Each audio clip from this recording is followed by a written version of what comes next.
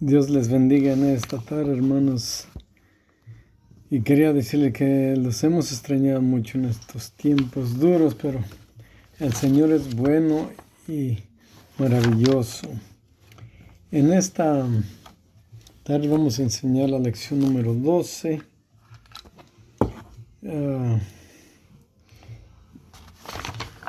Vamos a estar enseñando la lección número 12 y se titula de esta manera: Jesús es enjuiciado. Y vamos a estar hablando de cómo Jesús demuestra humildad durante la hora más oscura de su vida. Entonces, nosotros sabemos qué es juicio y qué es ser enjuiciado. Aquí en esta lección nos va a hablar de cómo están acusando a nuestro Señor Jesucristo. Y yo creo que cada uno de nosotros, si nos acusaran de algo que no hemos hecho, nos íbamos a sentir, nos íbamos a lastimar y aún nos iba a dar mucho coraje. Yo creo porque hay cosas que uno no hace y a veces, no en todas las ocasiones, pero él le toca la culpa. Bueno, vamos a leer el resumen de la lección. Dice: la lección de hoy se enfoca en un momento muy difícil de la vida de Jesús, su negación por parte de uno de los 12. Aunque Jesús estaba al tanto de lo que sería su suerte final y el sufrimiento que había de enfrentar. Esta traición de seguro probó ser desalentadora para él. Sin embargo, la traición de Judas puso en marcha el evento más significativo que habría de tener lugar con respecto a la redención de la humanidad: la muerte y resurrección de Cristo. Aunque nos enfocamos a menudo en el sufrimiento en términos de su crucifixión, veremos que su sufrimiento se extendió más allá de la crucifixión para incluir la traición, ridiculación, las golpizas y la negación de Pedro, todo por lo cual Jesús sufrió por nosotros. Miramos aquí que en este resumen nos habla del sufrimiento que él pasó, de aquel sufrimiento que pasó físicamente, lo golpearon emocionalmente, pero él ya sabía todo este sufrimiento que le iba a esperar, que le esperaba. Él ya sabía lo que iba a pasar al final y él vino nomás a cumplir el papel, el camino que iba a tomar para salvar a todo un mundo.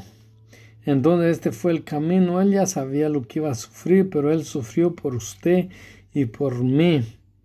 Porque en esos evangelios de Marcos, Juan y Lucas, dice que Pedro sacó la espada para herir al soldado que lo estaba acusando. Entonces él le dijo a Pedro que metiera su espada, que él podía orarle al Padre y le iba a mandar muchos ángeles para que los salvara, pero que ese no era el plan. El plan era que él sufriera para que usted y yo, aunque muchos no entendemos este propósito, y aún es difícil de entender por qué él escogió este sufrimiento, pero era la única manera la cual Dios aceptaba el perdón y la salvación de todo el mundo.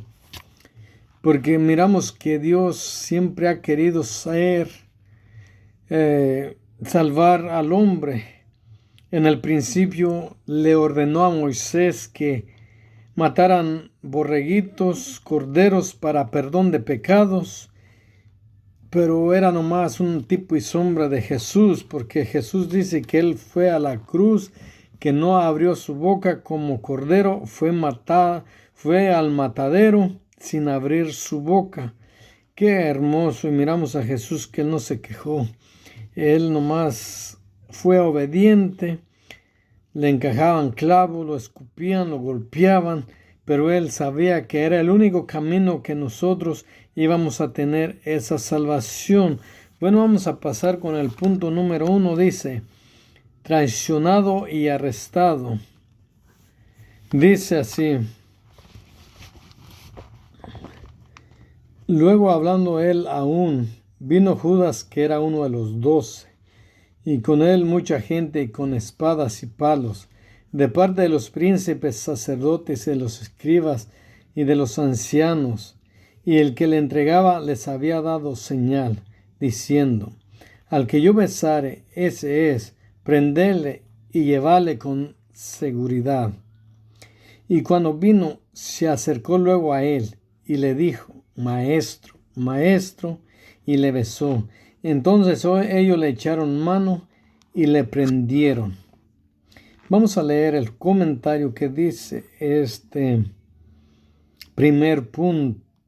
Judas, uno de los 12 discípulos escogidos para seguir a Jesús durante su ministerio terrenal, había hecho un arreglo con los líderes religiosos para traicionarlo, y lo encontramos dirigiendo un contingente de hombres con palos y espadas con la intención de arrestar a Jesús.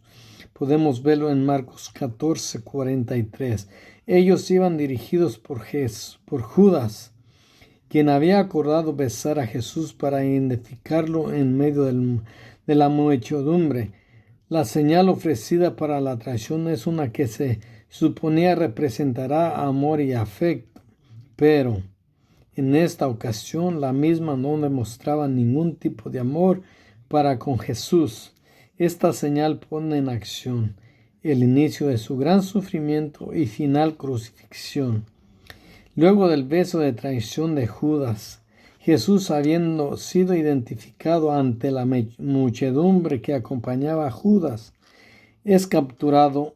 Irónicamente, unos versículos antes de este momento muestra la capacidad de los discípulos para mantenerse despiertos y de orar con Jesús durante su momento de necesidad.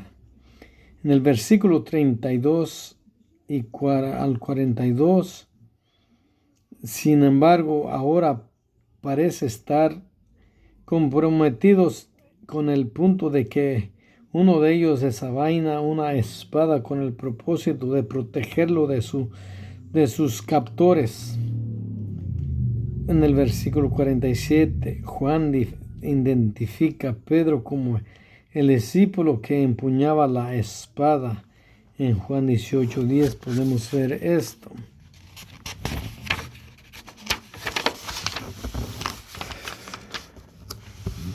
Otra ironía es el hecho de que Marcos menciona que luego de la audaz acción de Pedro, todos los discípulos dejaron. Vemos esto en Marcos 14:50. Vemos en contraste cómo en un instante se toman medidas heroicas para defender a Jesús, y después, sin que se mencione la razón para ello, Jesús se encuentra solo ante sus captores. Debido a que los discípulos habían oído de la escena, el profundo temor y cobardía de aquellos que huyeron se intensificando por la mención que hace Marcos respecto a un individuo que tiene temor de ser atrapado y huye. La escena es la escena desnudo tras perder la sábana que lo cubría. Si tomamos la escena que Marcos nos presenta aquí en su totalidad, nos encontramos con un evento muy deprimente, debido a que Jesús es dejado solo para enfrentar el ignominioso sufrimiento que le esperaba. Miramos aquí este punto número 1, traición y arresto. Miramos aquí cómo Jesús es traicionado por Judas. Podemos decir que no nomás por Judas, porque lo dejaron solo. Pero como decimos hace un rato, Jesús ya sabía todo esto lo que iba a pasar. Vamos a leer el versículos de Marcos 14 al 43 y vamos a enfatizar un poco acerca de este versículo. Luego, hablando él aún, vino Judas, que era uno de los 12, y con él la mucha gente con espadas y palos de parte de los principales sacerdotes y de todos los escribas y de los ancianos. Miramos aquí que Judas traiciona a Jesús, pero lo más triste de esta historia, vamos a tomar en cuenta, dice, y la mucha gente con espadas y palos de parte de los principales sacerdotes. Miramos que había mucha gente, pero lo más triste de esta historia es los principales sacerdotes y los escribas y los ancianos. O sea, hermanos, hay veces que nosotros podemos esperar de los que no conocen a Jesús, de aquellos que no han tenido un encuentro con Jesús, de aquellos que no se han enamorado. Pero aquí miramos que los principales sacerdotes y los escribas y los ancianos eran aquellas personas que conocían la palabra de Dios, eran aquellas personas que dirigían los servicios en los templos en aquel tiempo, eran aquellos líderes religiosos que la gente seguía. Y ellos no tenían la capacidad de entender y comprender las escrituras que Dios había escrito a través de los profetas en los libros de la ley. Ellos tenían la ley y no tenían esa capacidad para entender y comprender que Cristo era el Mesías. Estaban cegados, no eran espirituales, necesitaban de Dios. En esto estaban cegados. Yo no sé por qué. Estas personas, a lo mejor me quiero imaginar que lo que les importaba ser religioso, lo que les importaba ser que la gente los siguiera, cumplir con ese papel de religión, de religiosidad. Y miramos que no pudieron entender que Jesús es el Mesías, porque en las Escrituras ya había estado escrito que Jesús iba a venir, que iba a venir un Mesías, que iba a ser crucificado y todo esto. Y ya sin embargo no entendieron. Es lo más triste cuando nosotros no entendemos las palabras de Dios, la Escritura, cuando ya se nos ha dicho. Estos escribas y sacerdotes fueron los que llevaron a nuestro Señor Jesucristo a la cruz. Pero esto era para que se cumpliese la Escritura. Podemos entender que todo Dios está en control, porque esto era para que la Escritura se cumpliese. Y cada palabra de la Escritura se está cumpliendo. Y lo importante es que ya vino el Mesías, ya vino nuestro Señor Jesucristo, y un día va a venir por usted y por mí. Un Salvador precioso que dio su vida en aquella cruz por usted y por mí. Y sin embargo a veces no lo valoramos, no apreciamos ese precioso tan hermoso que Dios nos ha entregado. Decimos de un Judas que lo traicionó, decimos de un Pedro que lo negó, decimos de los escribas, de los fariseos, de los ancianos, de todos estos hombres religiosos en aquel tiempo. Y en estos días miramos también que nos hace falta más buscar de Él, enamorarnos más, nos hace falta actuar más y que Dios nos perdone porque no estamos haciendo completamente su voluntad. Claro que no estamos en pecado, pero Él quiere que hagamos más. Él es bueno, Él quiere que trabajemos más porque Él a eso vino, a salvar a la gente. Y miramos aquí que es triste. que los religiosos, los escribas, los que conocían la ley, no pudieron tener la capacidad de entender que Él era Dios, que Él era el Hijo. Aún a lo mejor todavía hay gente que lo está esperando en aquella región, pero usted y yo sabemos que Él vino y fue crucificado, fue resucitado y ahora está a la diestra del Padre, y un día va a venir en las nubes por ti, por mí. Esperamos que nos encontremos muy bien para ese día, que podamos lavar nuestros pecados con su preciosa sangre, que le podamos permitir que limpie los pecados, los hábitos, los malos mañas o las malas costumbres que tenemos, y que Él lave esos hábitos y que podamos ser santificados y llenos de su Santo Espíritu cada momento, a cada rato, porque la venida de Él está cerca. Pasan muchas cosas en este mundo, muchas cosas, y aún así no nos ponemos a cuentas con Él. Pero déjame decirte que mientras hay vida hay esperanza. Y hoy tú tienes esperanza. Yo tengo esperanza, pero tenemos que aprovecharla y pedirle perdón todos los días, pedirle perdón a cada momento por nuestros pecados, nuestras faltas, nuestros errores. Y de esta manera nos vamos a poder ir con Él para siempre. Vamos a leer el punto número 2. Ante el sumo sacerdote. Marcos 14:53. Trajeron pues a Jesús al sumo sacerdote, y se reunieron todos los principales sacerdotes y los ancianos y los escribas. Y los principales sacerdotes y todo el concilio buscaban testimonio contra Jesús para entregarlo a la muerte, pero no lo hallaban. Entonces el sumo sacerdote, levantándose en medio, preguntó a Jesús, diciendo: ¿No respondes nada? ¿Qué testificas estos contra ti? Mas callaban, y nadie respondía. El sumo sacerdote le volvió a preguntar y le dijo: ¿Eres tú el Cristo, el Hijo del bendito? Y Jesús le dijo: Yo soy.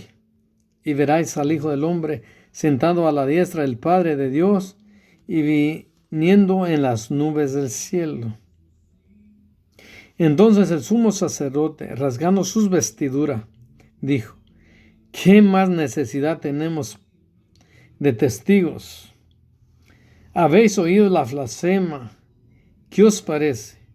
Y todos ellos le condenaron, declarándole ser digno de muerte.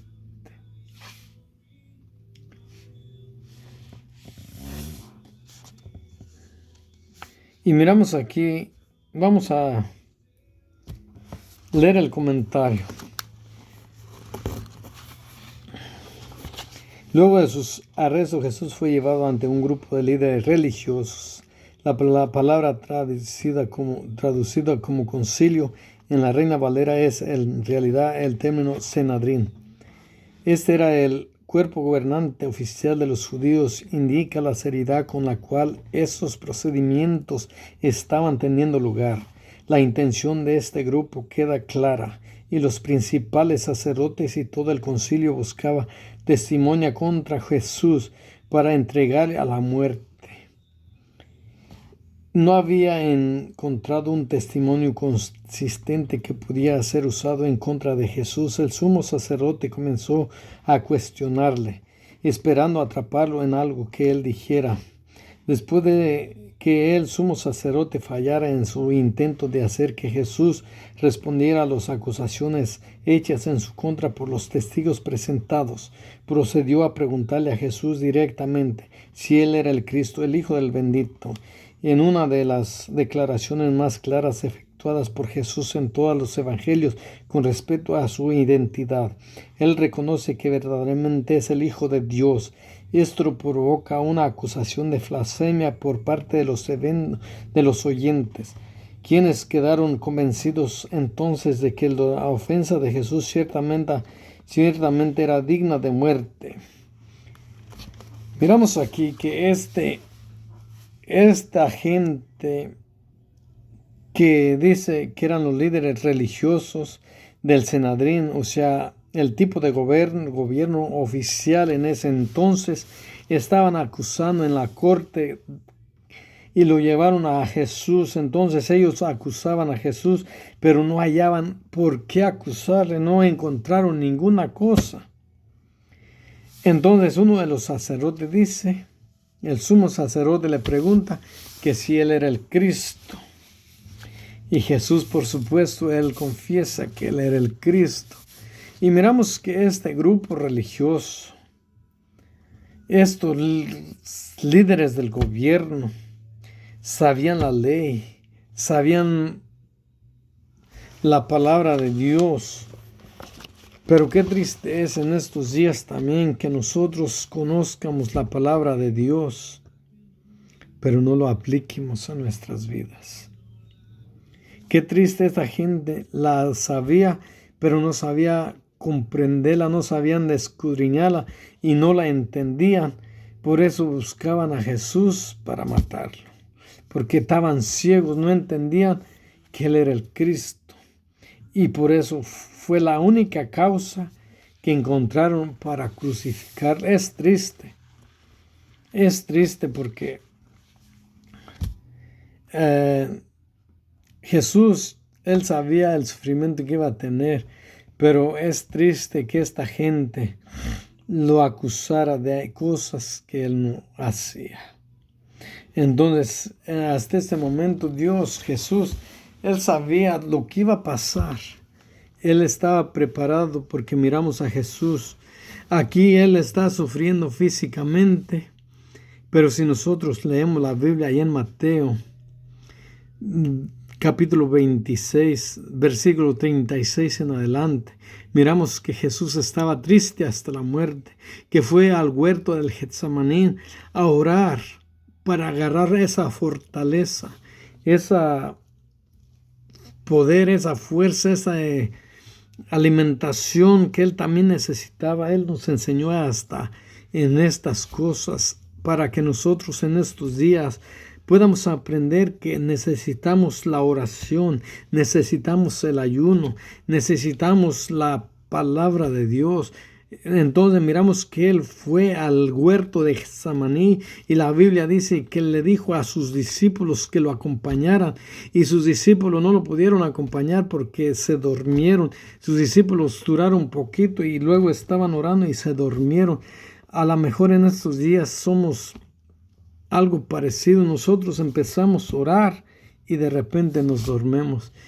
Necesitamos más espiritualmente de Dios, necesitamos más de Él. Y si tú sí puedes orar mucho, si tú sí puedes, gloria a Dios.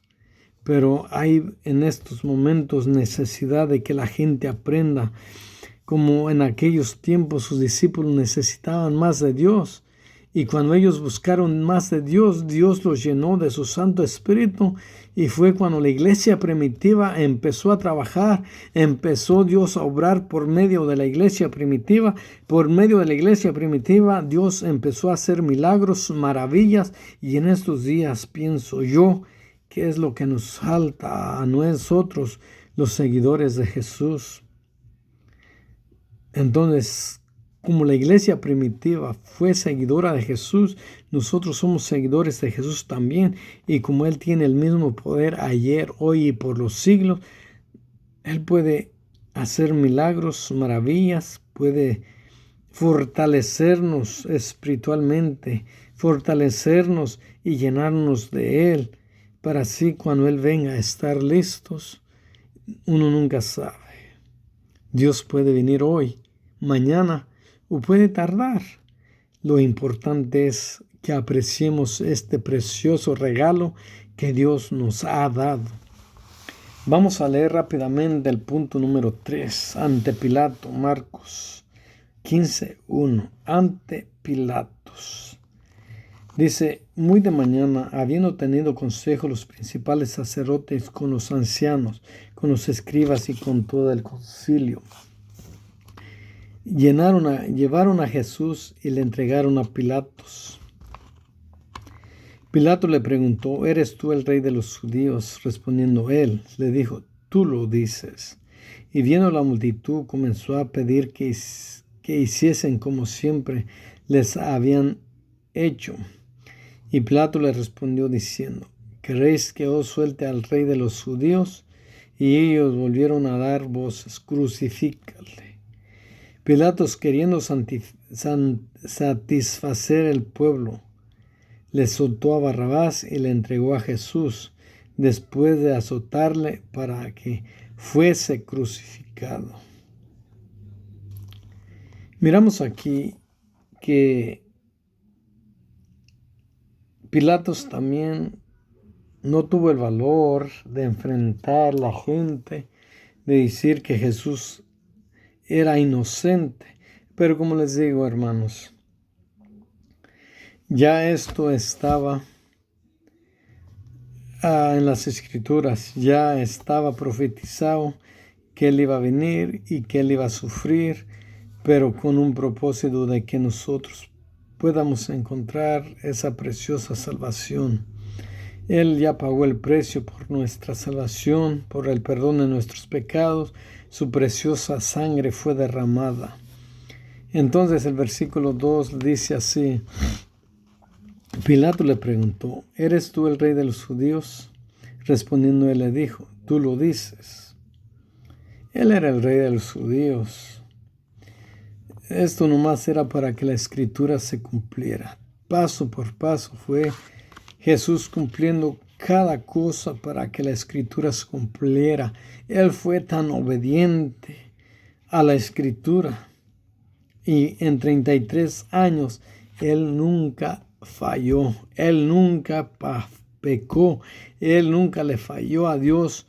Él siempre cumplió la palabra de Dios. Hizo milagros, demostró que era Dios.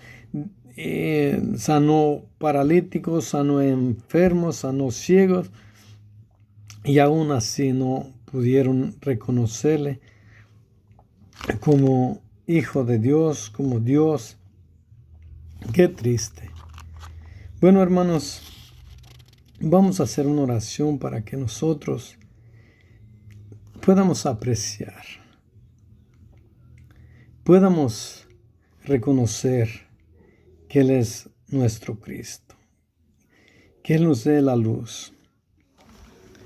Padre, delante de tu presencia estamos pidiéndote y suplicándote. Ayúdanos a hacer tu voluntad, ayúdanos a hacer tu palabra. Que podamos reconocer ese regalo tan precioso que tú nos has dado. En el nombre de Cristo Jesús. Que te podamos amar. Perdón, hermano, que te podamos buscar. Todo te lo rogamos en tu nombre. Amén. Dios me les bendiga, hermanos. Los amamos mucho.